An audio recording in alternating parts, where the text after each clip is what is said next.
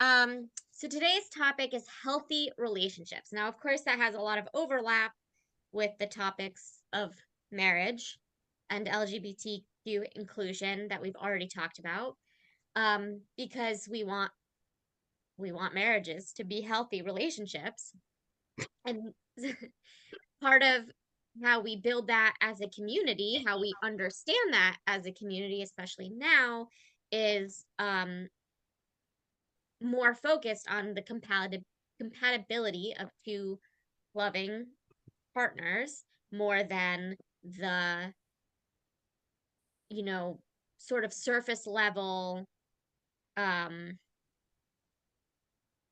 image driven kind of stuff that maybe was more important in ancient times, as far as two Jews of a similar class background, male and female, that kind of stuff that might have held more social weight in a different time period.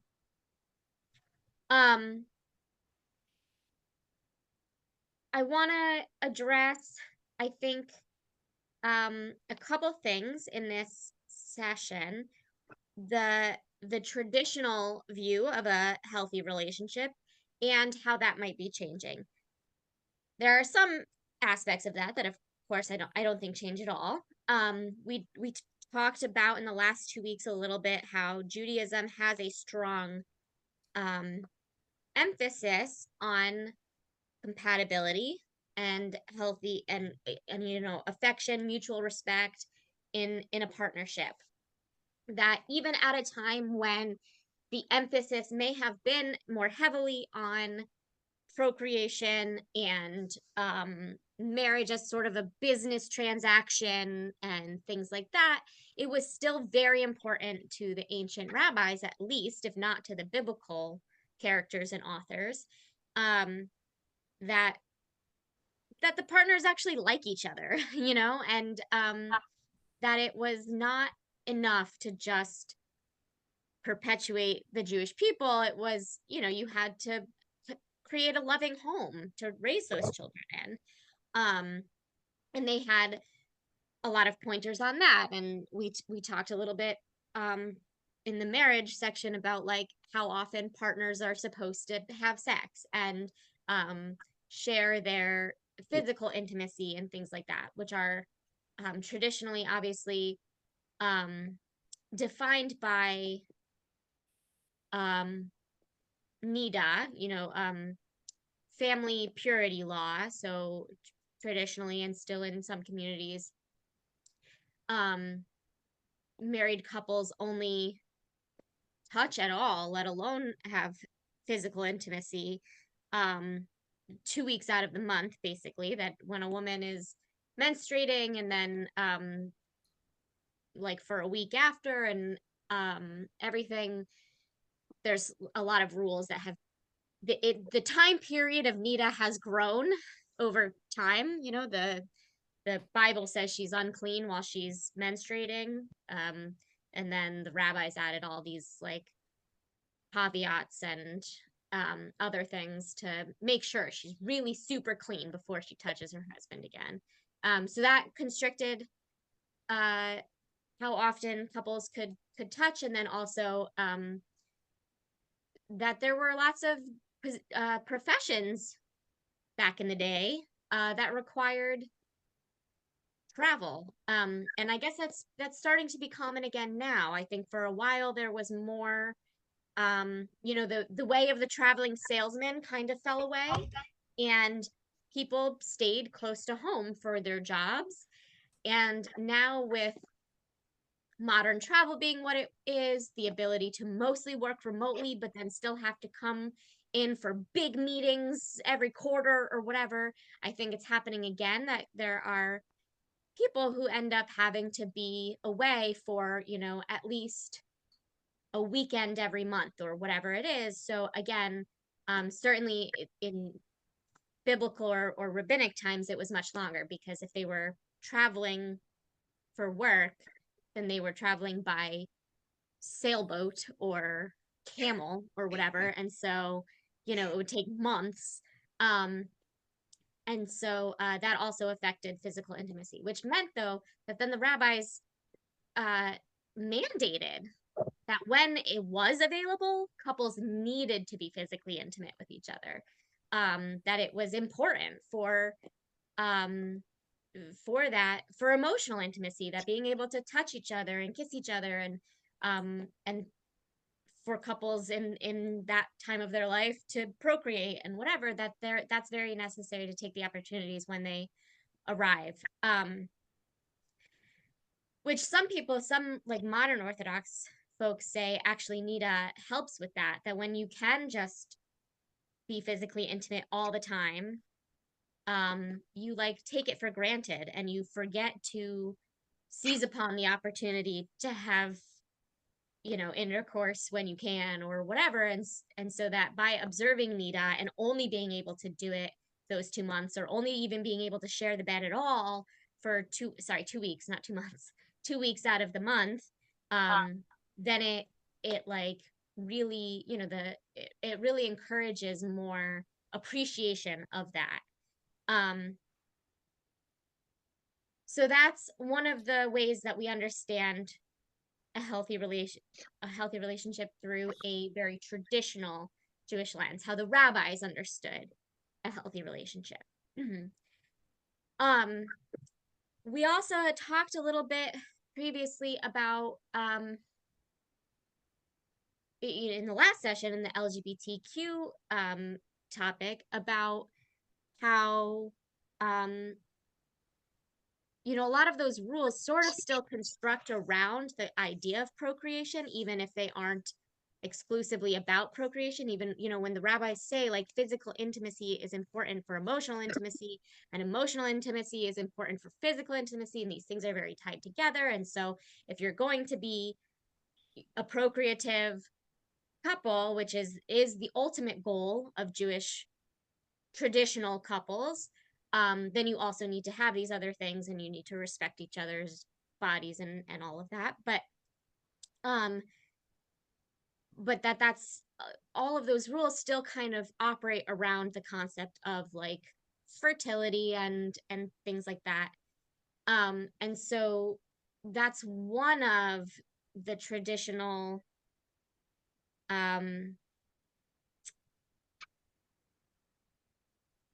I don't know, reasonings, I guess you could say, against homosexuality, is that there's no chance for procreation.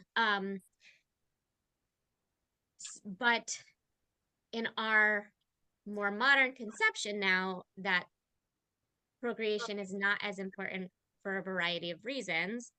So we started talking last time about how we can reread the ancient texts on homosexuality, and how it's still possible to have a very otherwise traditional Jewish healthy relationship between two partners of any gender. And so in that sense, then we're not looking so much at questions of nida or physical intimacy or procreation. So then what are we looking at? Okay, so this is where it does start to get more potentially I want to say deviant, but like that's such a loaded word in context. It starts to diverge more from traditional understandings. So for example, there have been murmurings amongst Reform rabbis about what do we do with polyamorous couples who have decided amongst themselves that they are not going to be monogamous, and both partners have completely signed on to this. It's mutual. It's whatever, it's done with respect and honesty and openness.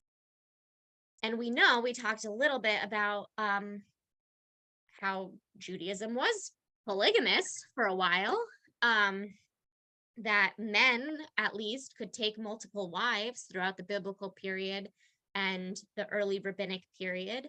There's not evidence that a lot of the rabbis of the Talmud, for example, did have multiple wives. All the ones who mentioned their wives have only one, but it was still available to them at that time.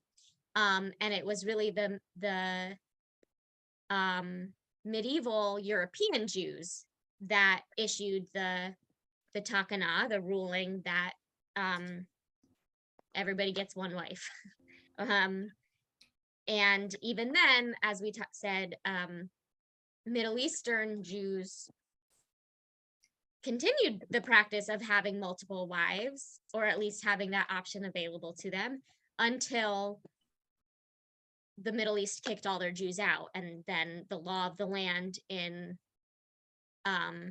Israel and the United States is monogamy. So they had to conform.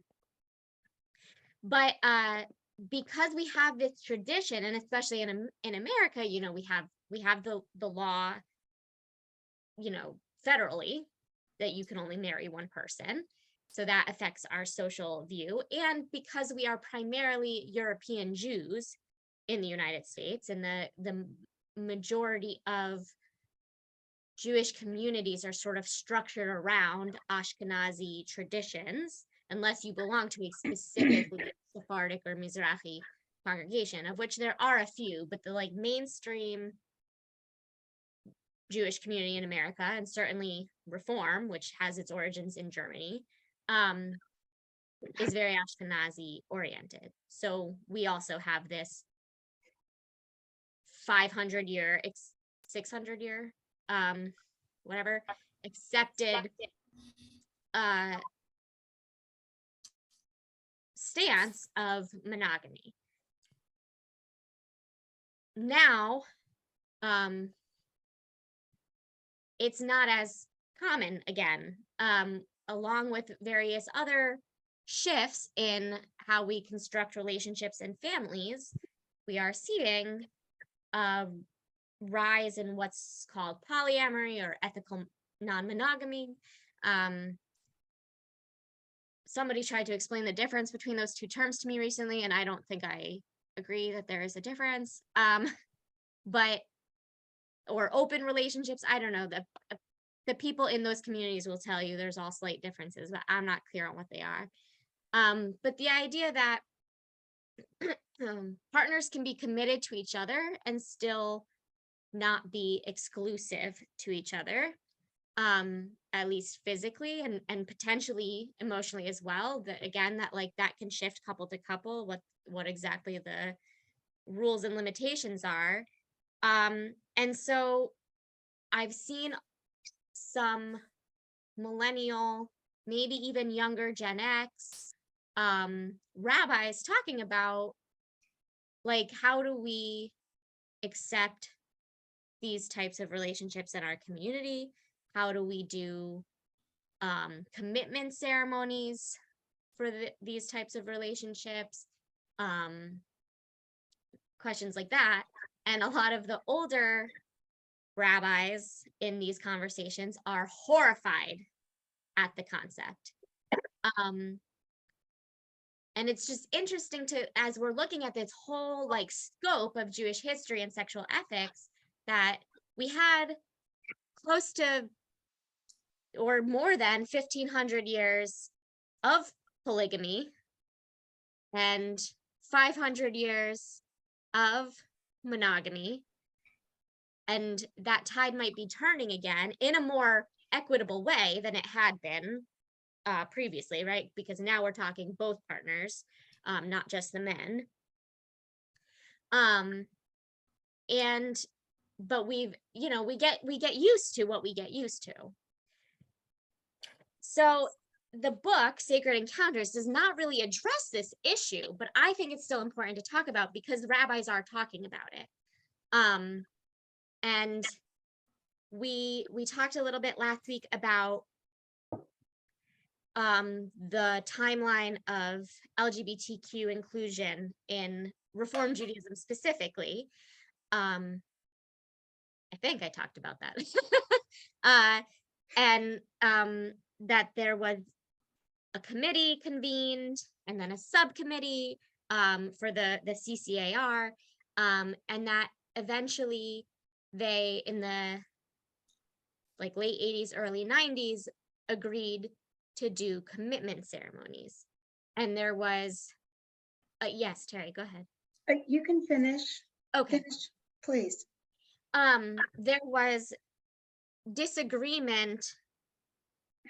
I mean, there was disagreement among the committee in the first place. That's why they had to then have a subcommittee and separate committees, and it went on for several years before they agreed. But even when they agreed that rabbis could officiate same-sex commitment ceremonies, there continued to not be consensus about whether or not to call it weddings. So like in the original statement, platform, resolution, however, whatever they called it at that time, it doesn't say weddings. And it doesn't say kiddushin. Like, it's very specific. So kiddushin is the halachic like term for a Jewish wedding. And so there was a disagreement, like traditionally, theologically, halachically, whatever, if a same-sex couple could have kiddushin. But I think also the main impetus to finally get over that concern was the federal legalization of gay marriage. And so that we don't have to worry about, like, is it a wedding? Is it a commitment ceremony? What is it? If it's legally recognized. So I think that's going to be like the same thing with, you know, polyamorous relationships too, is that as long as we still have a law in the United States that you can only take one spouse, rabbis are not going to officiate weddings with multiple partners. How they will acknowledge that some partners or some relationships look more complex than just two partners will vary rabbi by rabbi. I don't think this conversation has gotten past the Reform and Reconstructionist rabbis yet. I don't think conservative rabbis are talking about this. They barely got over allowing kiddushin for gay couples. They still don't officiate interfaith couples. So like this is I think a long way away for them. They generally are about 15 years behind us on any social issue like this. So, and clearly they're still 40 years behind us on the patrilineal Judaism. So, you know, it's still a conversation in progress. But if we look at the sources that we used to get over our homophobia, I don't think there's any further argument against polyamory. I mean, personally, whatever, like you can feel whatever you feel about it, but just like some people think that gay sex seems icky, but then like they don't have to have it. So, you know, like I know that I'm a monogamous person, but that doesn't mean that everybody has to be. So that's sort of where I'm landing now. Terry, what did you? Yeah. So I was curious about why would the rabbis even need to weigh in on the poly whatever relationships, but then you did go on to say it sounded like perhaps several couples wanted to be married to. So yeah, just, I personally have not encountered this yet, but it did seem that was what was prompting the questions in the rabbinic forums, is that there were thruples, I don't know what you call them, but that there were adults in relationships of more than two in some of these synagogues already. And how do we, you know, we talk a lot about like love makes a family and families all look different and everything, but we still tend to default to the assumption that that means two adults and however many children they have. And or like one adult and how many? Or one adult, right? I'll presume, yeah, I guess. I, Usually there's two involved at some stage, but not well, always. at some stage. At some stage, but you know what? Not always. I do like there are people who decide to raise a child completely on their own and go to the sperm bank. Absolutely. Never know the man Right. at all. So like, yeah, basically there it is. It's not just a divorced situation or whatever, but like Or there death. is no father. Yeah. So yeah, there can be one. I don't know. So anyway, we tend to be less comfortable or know how to talk about families that might have multiple parental figures in the same house. I mean, that's the other thing too, right? Is that we understand the concept of co-parenting between divorced Mhm. couples, right? You can have mom and stepdad and dad and other stepdad, I don't know, whatever, like in the however that looks, and people don't bat an eye in our community. I mean, I know there are still communities that definitely still take issue for that, but certainly in the reform movement, that would be like, yeah, sure. That would, I, like, it seems to me that the issue, because people co-parent, that's not unusual, but I'm thinking the hitch comes in when you're talking about more than the traditional couple, male, whatever, being sexually involved openly with agreement with additional people. yeah. Um, but why do you think that is? Why is that the hitch? If Because both partners, people, families, however you define the family, help each other, work together, watch each other's kids, farm to eat. yeah, So I guess I'm just thinking through, not deeply, but thinking through what would be in the definition to have this arrangement be considered so different. And that's why I thought, well, if you've got 3, 4, 5 people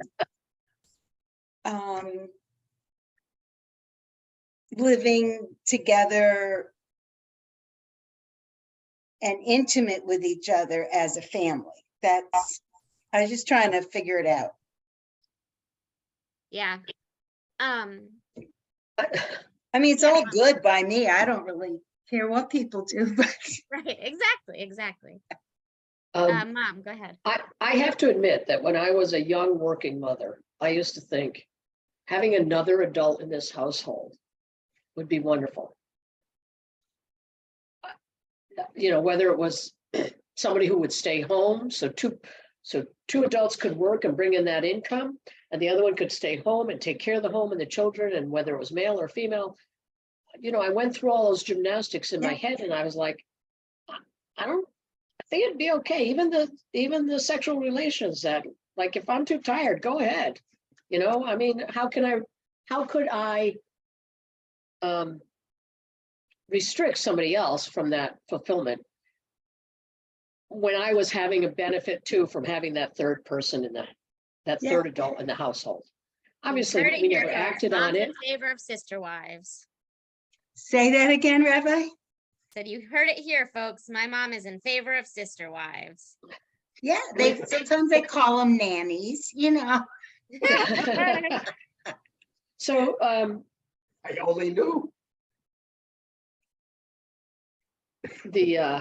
Anyway, I mean, there's a practicality to it. Yeah. In addition to the complications of how do you manage those relationships and how do you keep from jealousy and possessiveness and right, all those other things from messing it up. It's tricky. It is tricky. And that's, I think, why a lot of people don't do it. Don't do it. As Yeah. well as it's, frowned upon in our society, especially in our age group, but but when you think about how many people cheat on their partners, Right. at least being open and honest about it is just that, open and honest, and you're not sneaking around and lying and That's an undisclosed. yes. Right. Which is frowned upon in the poly community. Doesn't mean it doesn't still happen. Mhm. I know lots of people who felt, I don't know, like coerced into open Yeah. relationships or Yeah. polyamorous relationships by a partner who said, I want this. And the more monogamous partner thought like, well, if I don't agree to this, they're just going to cheat on me anyway. So whatever. And then they like came up with rules and here's what I do want to know and what I don't want to know and whatever. And then not inevitably, sorry, but in these partners that had such bad experiences with it that that would talk about it, the polyamorous partner would still end up breaking their own rules and still being sketchy and weird about it. So, like that certainly happens. But I also know couples that made it work for years, and when it fell apart for all the same reasons any relationship Right. falls apart. Right. Um, Back in the 70s, it was open marriage. And Swinger parties, was that ever a real thing? what? You see Oh, it on yeah. TV. Yeah, swinger parties. or Oh, keep- no, this was more what you were describing. People who more than two people who came together in not legally, but emotionally committed relationships. The thinking was back then that a lot of times it might have been motivated by unhappiness. I'm not saying it was or wasn't, but that was the thinking. Yeah. I will say, and this could be, well, okay. I will say that I don't know any polyamorous relationships that have lasted 30 plus years, the way I know many marriages between two people who have. However, to my own caveat there, I'll also say that I had a therapist once tell me that like I was lying about my uncles celebrating their 30th anniversary because gay men don't stay together that long. So like, our anecdotal data is only as big as, we know. That was not a good therapist. I'm sorry. I No, hope it was not. No, I did not stay with him for very long. They I stopped have no going out. judgment on polyamorphous people, but I have judgment on therapists. Yeah. Yes. So, whatever, however it works out, it works out. Juliet, you had your hand up before. Did you have something else to say or ask about this topic? You are on mute before you, okay. I think that I think that getting divorced would be nearly impossible if you can't it's hard. A divorce is painful with two people.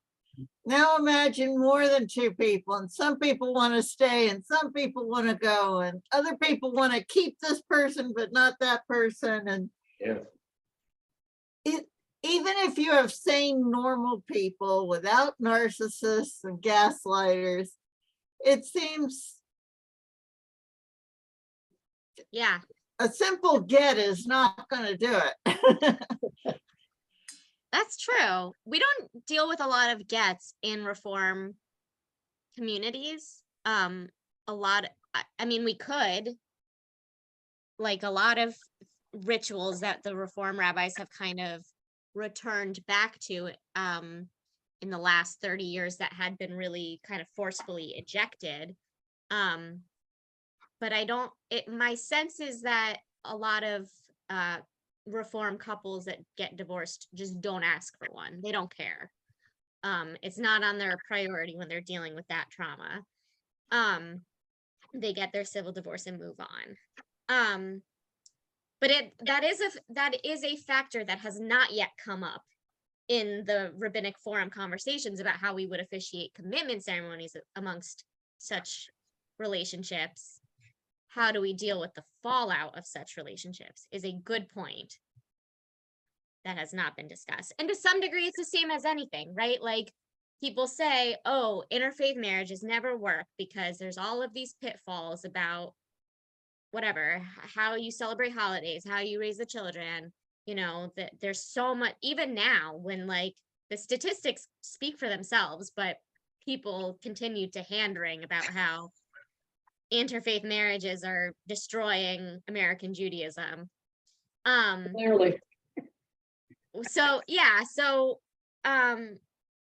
anything that we would think looks like a pitfall from the outside, you just like anything else, that it takes communication and honesty and patience, and you have to trust that adults have that for each other, or they don't, and they're not going to have it for a single partner any more than they're going to have it for 3 partners. Obviously, the larger number of partners, the more complicated it would get. Yes. That's, I do think that, and I see, again, this is like all anecdotal. I don't know if there's any like real research in this yet. I'm sure there is somewhere, but I don't know where. The closest that the book gets to it really is it has a chapter, the Sacred Encounter book, has a chapter on marital sexual infidelity, but it doesn't really address ethical non-monogamy or like open and agreed upon infidelity or whatever. well, is it, then it's not really Not infidelity. infidelity. Yeah, I know, but whatever you, but wait, what was I gonna say? Anecdotally, Multiple partners. multiple partners, right? Thank you. So that it seems to me, I see the most success or the most endurance with couples that agree on having a single primary partner, and then each partner is allowed to date and whatever, but as long as they remain committed to each other, that seems to work better than once they bring a third person into the home. You know what I mean? Mhm. And I know couples that do that too, and it works for a little while, but it always inevitably seems to get messier than the first way. And I don't know if that's the difference between open relationship versus polyamory. Like I said, people in the community have tried to explain all the differences, and I'm kind of like, my eyes kind of glaze over because I'm like, you do what you want to do. I don't care. Like, So do you think in reality, whatever these identified differences are, or technical differences, do right. you think it really matters? I don't, because I think the only thing, again, that really matters for this conversation, well, I guess there's 2 things that I think matter for this conversation. So one is why we're having it at all, which is that there are people who want Jewish ritual tied to these relationships. So it's come up in some of these rabbinic forums, and we have to decide as Reform rabbis how we're going to deal with that. And but the other side is then if we as Reform rabbis accept that we're going to do some kind of Jewish ritual to sanctify these sorts of relationships, then we might see more of them, or more open ones, more honest ones in the community. And so then we have to learn how to be comfortable with it around us, and like squash any gossip and whatever else from the rest of the community. Oh, good luck with that. Well, that's So- true. You have to learn how to welcome them into your Right. congregation and help your congregation be comfortable with it. Right. The differences between each identifier or subset of these kinds of relationships only matter to the people in them, that the people in each relationship has to understand the Mhm. parameters of their Right. own relationship, and whatever they want to call that is, up to them. But then if we're going to have families in the community that look drastically different from what we're used to, just like every other thing that shifted in our social sphere when interracial and interfaith and same-sex Yeah. couples became normalized, not like that they were ever normal, again, a loaded term. I don't want to say they were not normal, but they were uncommon, maybe because of all of the other like legal and unjust stuff around them. Not Um, sanctioned. yeah, not sanctioned. So, once it became sanctioned, it inevitably, like, there had how these things always happen, right? There was a grassroots movement. It never comes straight from the top, right? It comes from the people advocating for it first. But then when it does get to the top, that doesn't mean it's because the whole community has decided that the rabbi has to accept these kinds of things, right? Like, it's because enough people have convinced the rabbi, but there are still other people that are going to be like, ew, we have those in our community. And like, and then, so then it's a different, then the conversation shifts and it's about welcoming and that kind of thing. So that's where I kind of think we are with this conversation. And I mean, I think we're still very early in this conversation. Like I said, I don't think the Reform rabbinate is like anywhere near consensus on what or how or if we do sanctify these sorts of relationships. But the fact that the conversation is coming up, I think, is relevant. And like I said at the beginning, I think it's just interesting when we look at like the Talmudic or even biblical like bullet points or whatever, like what makes a healthy relationship. And having multiple partners was not a deal breaker, Mhm. So again, more so in the Bible than in the Talmud, but there are like rules about how often the husband had to visit each wife, and split their time evenly. And if the wife also has a second husband, then the same thing goes. You have to have your own little rotation thing worked out, whatever. But that's up to them, right? Like, that's the thing. So going back a little bit,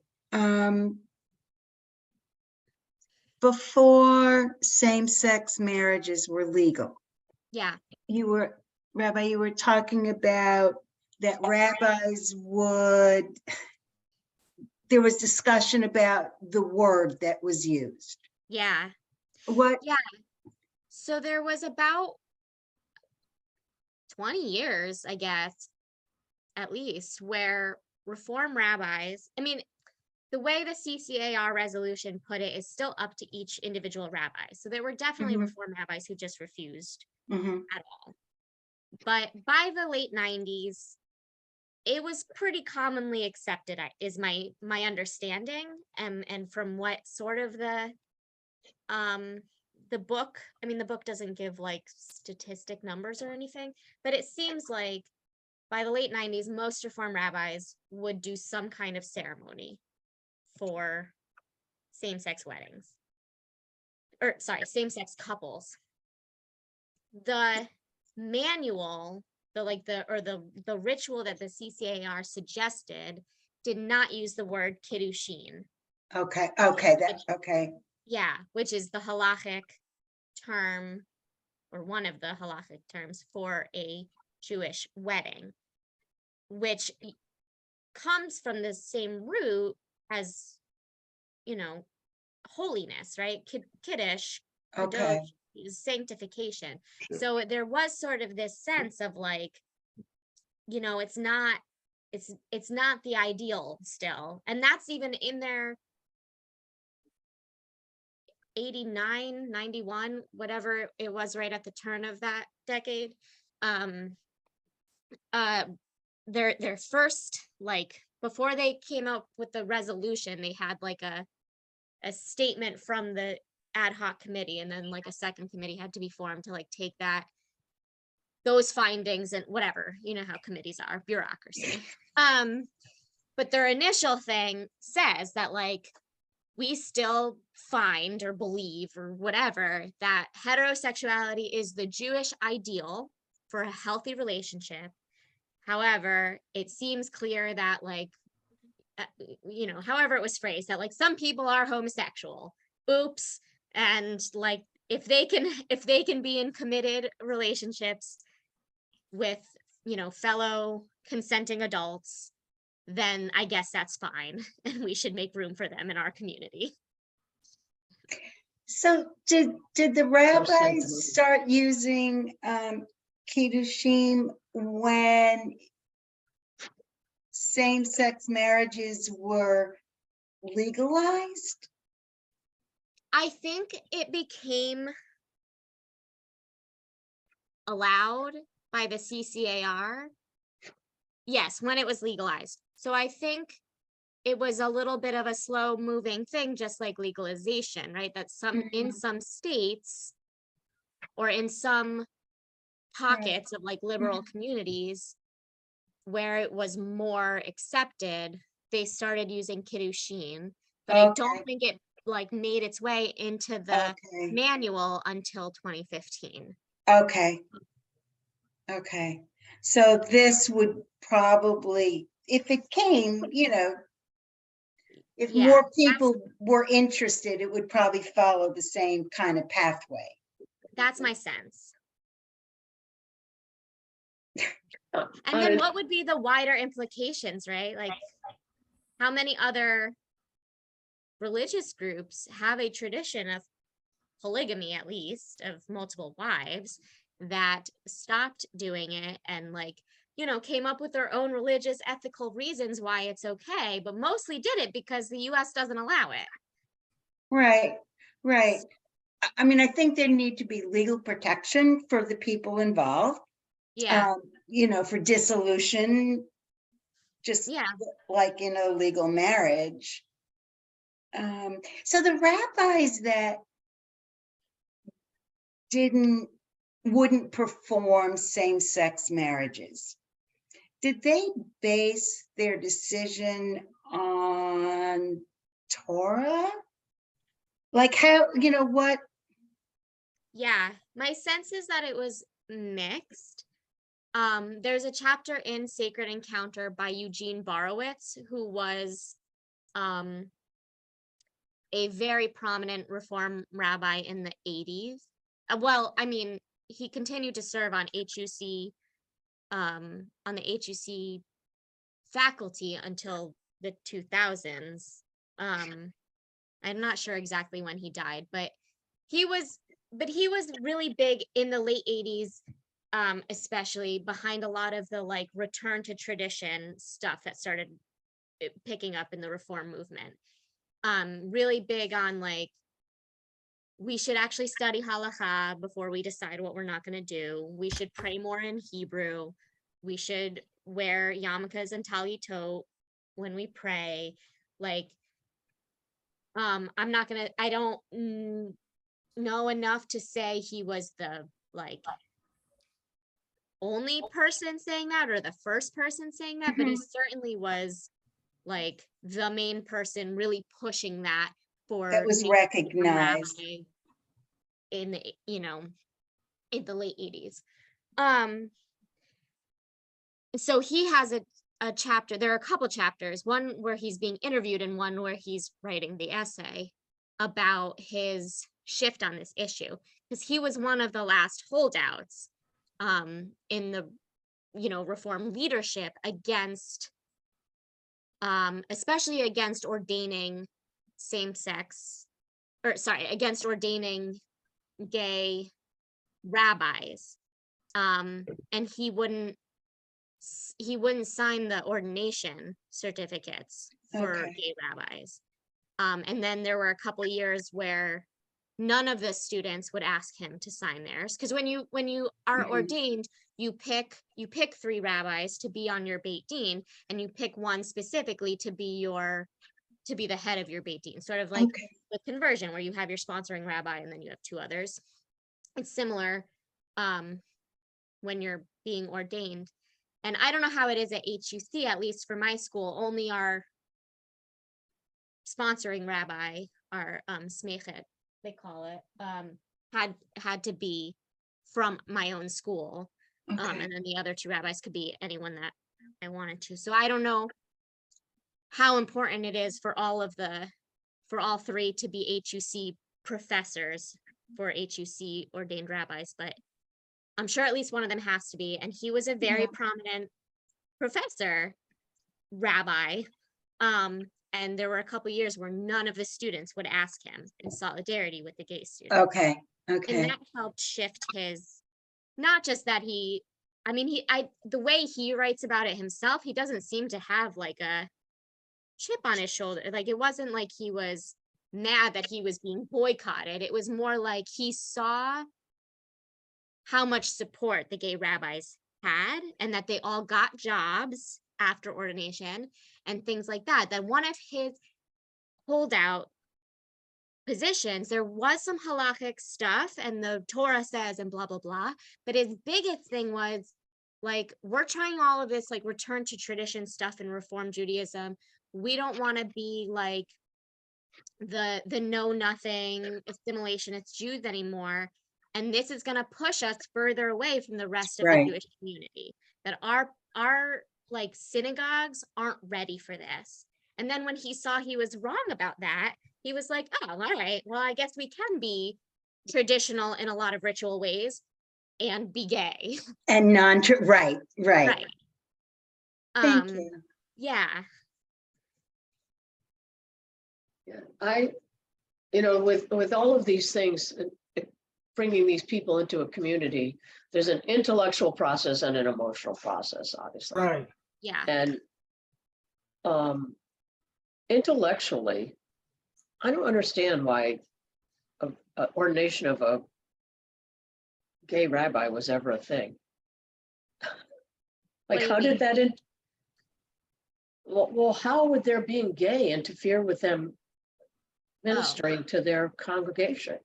I understand, the gay couple thing is the whole sexuality of it, and and whatever the Bible says about that. But a gay rabbi, Yeah. Well, And part of it, go ahead. when we were checking out the whole thing about Lutherans the other day, it was like, they could be ministers as long as they committed to being celibate. Oh, I thought it was as long as they were in a relationship. Well, then that became that's how they moved forward. As long as they So- were in a committed relationship, but originally it was as long as they were celibate. Well, then that doesn't make sense you either. could just but- be just be subtle. Yeah. And then, well, I think that's part of actually for Jews, because marriage is such an ideal and procreation is important and the family values are so important that you do want a rabbi who's married and living out those values. And so they think there was fear that a gay rabbi couldn't do that. Just like, HUC still has its clause when you apply, not even before you're ordained. When you apply, you have to check off a box that says you will not engage in a significant interfaith relationship. Because they say, like, yeah, we accept interfaith couples, but we still prefer Jewish families. And as the rabbi, it's your job to promote that ideal. And so I think there was a similar thing with gay rabbis, is that how can you promote the ideal?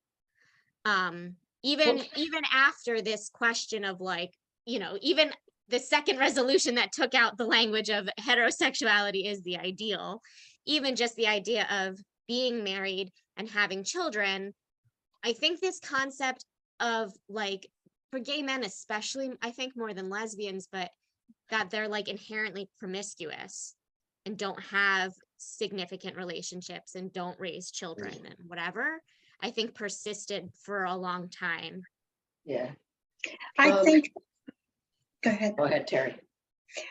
I was just going to say that I think it would be very hard to tease out how much of the resistance to having a gay rabbi was from just prejudice. Yeah.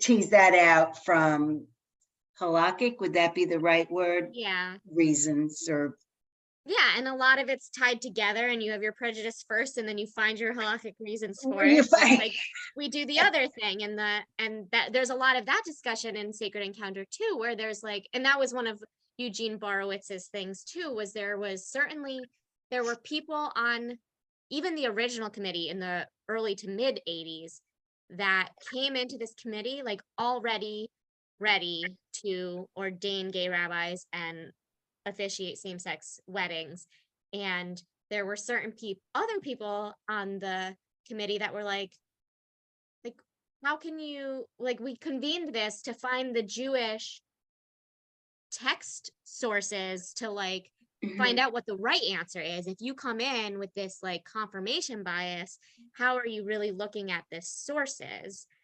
right. And I think that's a common sort of tension in Reform Judaism, is that we have this commitment to reason, rationale, science, logic, and social justice, right? This like universal human rights thing of like, we know that all humans are inherently equal. Like our DNA is more similar than it is different. Like we're all the same. And so there shouldn't be these oppressive forces in our world. But Right. But that's not how our world has traditionally been. It's not even how our Jewish communities have traditionally been. How do we get there? And so, yeah, there's that tension of like, do we decide what we want and then go back and find the Torah verses and halakhic arguments that get us there? Or do we really look through the sources and decide what is Jewishly appropriate? And sometimes I think, I mean, as Reform Jews, it's okay to do neither. I mean, I think it's okay to look through the sources and see what Judaism really says, and then say, I don't care. Like, I mean, that's my thing on tattoos, right? Is that like, Torah says, don't get them. The rabbis say, don't get them. It's more about idol worship than actually marking your body, because there's, you know, the context and the whatever. So that's why I don't care, because like, I don't think the context applies anymore. But like, that's, you know, I wouldn't want to be dishonest about saying like finding some reason why the right, halakha says otherwise, you know? right. Whereas, and the same thing with kashrut, which I do follow because it gives me meaning, like it structures Right. my life in a way that I do like, Right. but it also is about context that doesn't apply anymore. And so like people who don't keep kosher, I think that's fine. And I don't think we need to fool ourselves to say that the halakha isn't very clear about what you should and shouldn't eat, but we can Right. say, I don't actually care what the halakha says because it was written 2,000 years ago, you know? Yeah. I mean, I So- think, oh, yeah. go ahead. No, go ahead. I was just going to say, I think that true self-honesty is deciding what you want to do based on whatever you base it on, and not justifying via external Right, sources. right. And so that's something that I feel comes up a lot in this topic, is that there are things that are obscured. I mean, some of the, like we talked about last week, the language on sexuality and gender in the Bible doesn't really talk about gender. The Bible talks about gay men or homosexual acts between two men. But the Talmud talks a little bit more about sexuality and gender more broadly. But they lived in such a different time that like what those terms really meant to them might not be the same as what they mean to us. And so deciphering some of that, does actually, like, it's not as clear one way or the other. Is Judaism anti-homosexuality, anti-trans? Is it pro? Is it whatever? It's not actually that clear. So I think it is interesting to do that deep dive and re-examine the text. But I also think that if we come out with a traditional reading of it and we say, I do think that this text is saying that gay people are deviant or whatever, I think it's also okay for us to say, but I don't think that, and I don't think that that's a healthy way to construct our communities, because they're here. So they're here and they're Jewish and they're queer. So get used to it. Get like, I over think that's yourself. okay too. Yeah. Yeah. One last thing I want to address on this topic. Wait a minute, Rabbi, there's something that I want to say. Okay. Okay, I want to echo Terry's last comment. Yeah. To me, it's emotional. Uh-huh. I could never touch another woman and feel not sullied. Yeah. Mhm. I'd feel dirty. Uh-huh. Yeah. I'd feel profaned. Yeah. That's all I want to say. I wanted to be Okay. succinct. But that fits, Yeah. Martin, with what we're saying. Right. That I think, Yeah. that's it's important to know that about yourself also. But the last thing I did want to address on the topic of healthy relationships and this concept of ethical non-monogamy, something actually Mario asked me last week. He got kind of kicked off the internet and called me after our class was done. So, but it was a good question. So I want everyone to hear it. But was kind of the question on promiscuity. And I would say that traditionally Judaism does frown on that when in the Bible especially talks about multiple partners, they are still within the context of kiddushin or within covenantal relationships. If not marriage, then concubines, whatever. The relationships are clearly defined. There's commitment. There's like payout, for lack of a better word. That's so unromantic, but there's like accountability for failed relationships. Respect. So again, like I think Admiration. What? Admiration. Yeah, that there's an affection, yeah. So I in our modern world where casual sex might be more prevalent, I don't want to say that I think that it's wrong or anything. Again, as long as everybody's honest and whatever about it, I don't think anyone should lie to each other or be sneaky or anything like that. I do think that's unethical by any metric. But I just, again, like I think we should be honest about what Judaism says, and that, I talked a little bit in I think the first session about like, because Judaism does, like, it is sex positive in a lot of ways. There's no concept of original sin. There's no concept that sex is sinful or dirty inherently. It is very important in a relationship, in a marriage specifically. It is even for non-procreative couples, like the rabbis talk about couples past their childbearing years, couples who find out they're infertile, whatever, that like that sex is still important to emotional intimacy and to the like health of the Mhm. relationship and Mhm. whatever. And so it is very sex positive in a lot of ways, but I think sometimes that makes certain, like especially youth educators, want to be like, oh yeah, sex is cool in Judaism, and there are parameters. And you There's know, like there's responsibility. responsibility. So that's a big one is frowning on promiscuity and like casual or anonymous sex. Mhm. That culpability and honesty and like covenant or contractual obligations to one another is a central feature of relationships in Judaism and with everybody, right? Like Right. that's our relationship with God. The Torah is our covenant, is our ketubah. And that's our model of a healthy relationship. So, yeah.